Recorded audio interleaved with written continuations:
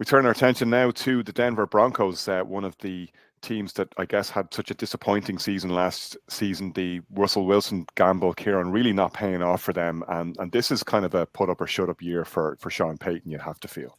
Oh, absolutely. I mean, this was a tale of two seasons last year. They started 1-5 and finished 7-4. But it looked really bad. I mean, everyone remembers that butt whooping they got from Miami down there in the heat. It's just it's going to be a tough one this year for Denver. They didn't get they got Bo Nix. I don't think that's somebody that Peyton's going to really be. He's going to say all the right things that's the guy that he wanted. Anybody but Russell Wilson. I mean, he showed his disdain pretty plainly over the season that he didn't rate Wilson. He didn't want him there. So it's a huge year for Peyton. I'm not entirely sure they're going to make a lot of progress from last year. It's still very light on offense. I mean, they've got Cortland Sutton who can make some phenomenal catches, and Josh Reynolds. They lost Jerry Jeudy, which is probably not that much of a loss. Javonte Williams and Samaje Perine running the ball. Audric Esteem from Notre Dame they picked up, but that's pretty light too. That's a lot of ifs and maybes.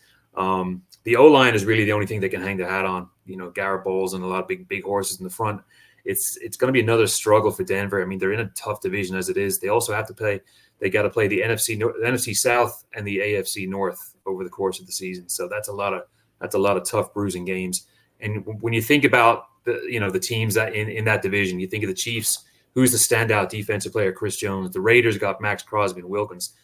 Who can we think of that the Broncos have? I mean, they got Patrick Surtain the second, but that's he's a secondary player. But I mean, you struggle to find any of those kind of blue chip players with the Broncos. And there's questions over Bo Nix. I mean, I know they'll make the noises that's the guy that they wanted, but was he really tested last year? I mean, he played in the old Pac-12, and he's playing the likes of Hawaii and Stanford and Portland State, and he's putting up big numbers. But there's a huge leap between Portland State and the NFL, so I'm not sure that even they're convinced in somebody like Bo Nix. It's going to be another long season. It's going to be a tough season. It all depends on if the Broncos have the patience to keep with Peyton and see that long-term project that he may have. Because I don't see a lot of progress from last year. I just don't. Brian, when Kieran's talking there about the lack of progress, I mean, it seems remarkable that when Vic Fangio was head coach, you were looking at Denver going, the defense is there. They just need to get a little bit more production out of the offense, and this team is a genuine contender. Like, that's only 2 years ago. Now you're looking at them with due respect to Broncos fans, unfortunately, and saying it's very hard to get excited about this team for the season ahead. Yeah, and that's the difficulty for Broncos fans, because like every team in the NFL has their own expectations. Some are, more geared towards a playoff and Super Bowl run than others. But the Broncos fans have been, I suppose, reflecting on maybe 10 difficult years. I mean, the last time they won the Super Bowl, I believe, was the last time in which they were actually in the playoffs. They're now coming up to the kind of numbers in terms of the drought. And 2 years ago, it was far removed when the Russell Wilson trade took place, and they were going into that season, and many felt that this team was primed for a real push at winning the West and really putting themselves back on the map in the AFC, but it hasn't transpired that way. And Sean Payton's intriguing one because he doesn't strike me as the patient man, and I think I kind of agree with Kieran to a certain extent. I'm not necessarily sure that we won't see Bo Nix step up to the plate. We've seen quarterbacks in the past who are, I suppose, you look where Josh Allen came from in terms of his college career, and people felt he was a risk at the time with a huge jump up by the Bills. I think it's more about what the level of expectation is for Sean Payton, and he's acknowledged, and I think the GM has acknowledged, in particular the GM, George Payton is in his last chance to learn here. He's brought in a quarterback. He's hoping it's going to work.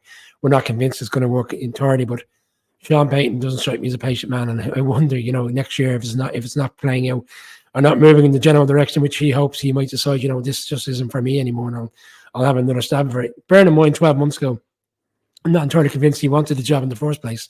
There was a lot of kind of other various different candidates, and there was a lot of belief that the Broncos had other people in mind for the role, and eventually Sean Payton was the one that took the job.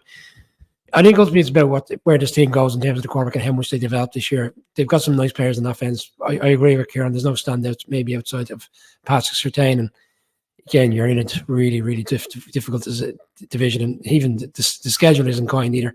Starting in Seattle week 1, there's other tough games on the schedule ahead for them. It'd be interesting to see how they can manage a game against the 12th man opening weekend. That's a really daunting one for me, and in particular for the new quarterback. So tough to see how the Broncos team can find a way to navigate 10-11 wins and be in position to make the playoffs. Noel, if you're looking at the Broncos as a landing spot for Bo Nix, I mean, on the one hand, you'd say, you're not jumping up and down saying, wow, he's got all these weapons around him. And we've talked about how to a certain extent, the roster is on an overall scale. But at the same time, the expectation level isn't through the roof either. Like, as Brian said, maybe the Josh Allen paradigm is an opposite one. Maybe he does turn out to have a little bit more than people expected, because he's not going to have Caleb Williams-like expectations on him, and that's not necessarily a bad thing. No, well, to be honest, I think there will be some expectation, because there was a lot of talk before the draft that he was Sean Payton's ideal quarterback in this draft. He's the one that people kind of fit with Payton and this team. So I think people are going to be expecting, you've Sean Payton there. He's brought in this quarterback in the first round, number 12. I think there'll be some expectation, but obviously not a massive amount, because there are a lot of question marks about this roster, as the boys have talked about in general. There really is no kind of standout player there.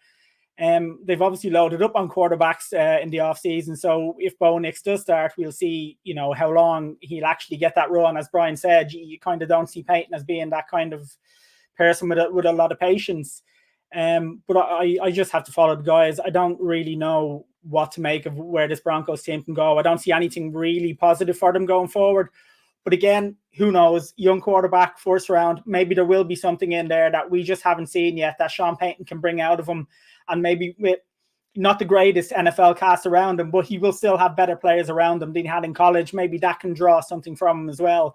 So it'll be interesting to see. But for me, this team kind of sits at the bottom of this division. I don't really have much hope for them at all at the moment. All right, well, we should see if the Broncos do manage to book our predictions and get on the upward curve.